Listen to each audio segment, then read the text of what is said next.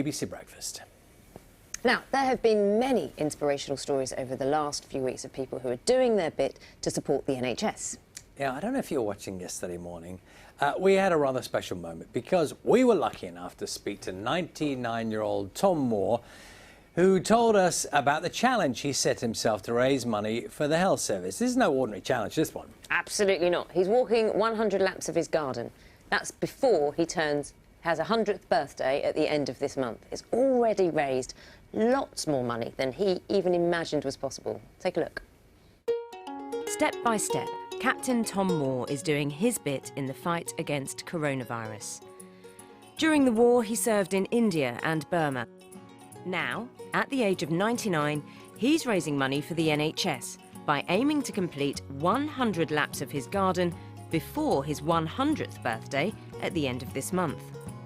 I can get about, work slowly, so long as people don't want to run about too fast. I can manage and will continue to manage as long as I possibly can. Thanks, Captain Tom! Thanks, Captain Tom! Thanks, Captain Tom! Tom's efforts haven't gone unnoticed by those on the NHS frontline, with his own nephew Adam, a junior doctor, among them. I've been showing the nurses your interview and they've all fallen for you, Tom, which I think you often expect. Your charm is enduring. Since appearing on Breakfast, Tom has smashed his original £1,000 target and has also received this special message from Dame Kelly Holmes. I'm an honorary colonel with the Royal Armoured Corps, and Captain Thomas Moore has done an amazing job. You are an amazing gentleman. You have served for your country. You are serving your country now by supporting the NHS, and people like you just need all the recognition and thanks.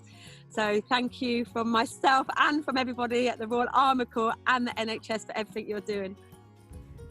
With a little more than a fortnight to go until his big birthday, Tom's march for the NHS goes on.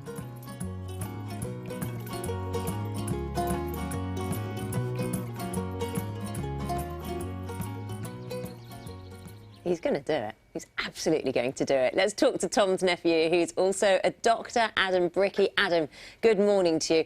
Can I just say, oh, he warmed our hearts yesterday. As such an impressive man. You are one lucky, lucky person to have him in your family. How is he? I think we're all very fortunate. All the nephews and nieces are supporting him from the bottom of their hearts, and who would have thought that the best sport on at Easter 2020 would have been watching my great uncle do laps of his garden. Indeed, and no one's going to be concentrating on someone doing laps of their garden even more now. Where is he now in terms of numbers of laps, do you know?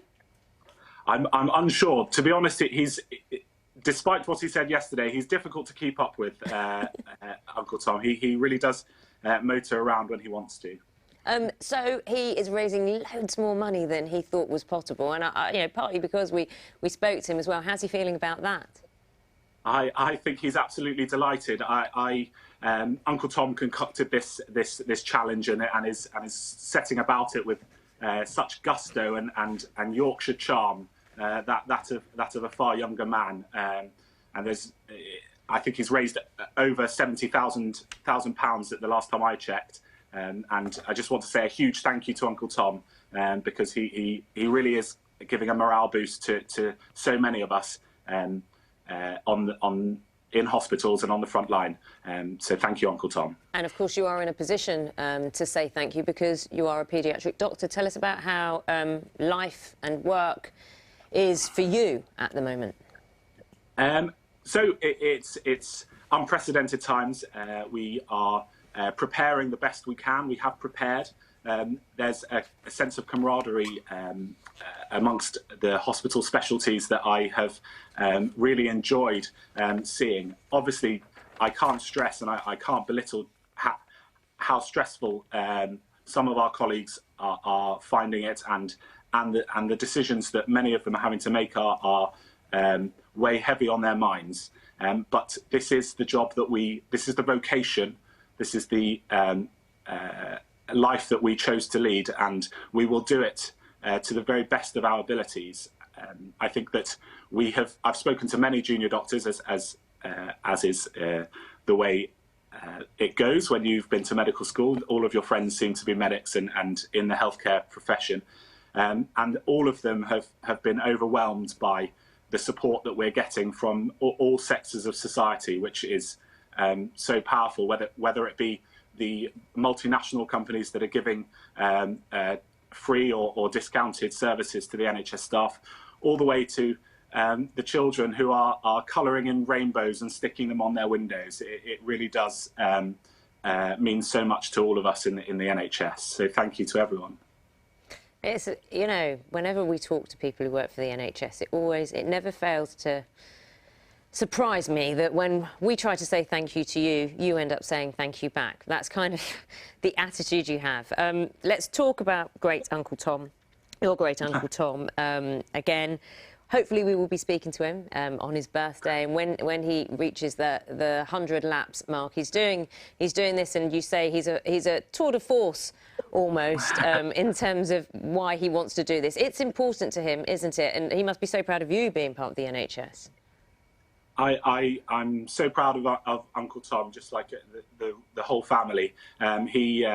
He's going about this, and I have no doubt in my mind that even 2 years post hip replacement, he will finish that 100 laps and surpass it. I've got no doubt in my mind. This is a man who fought in a war. This self-isolation and walking around a garden is something that he will happily endure and surpass, I'm sure.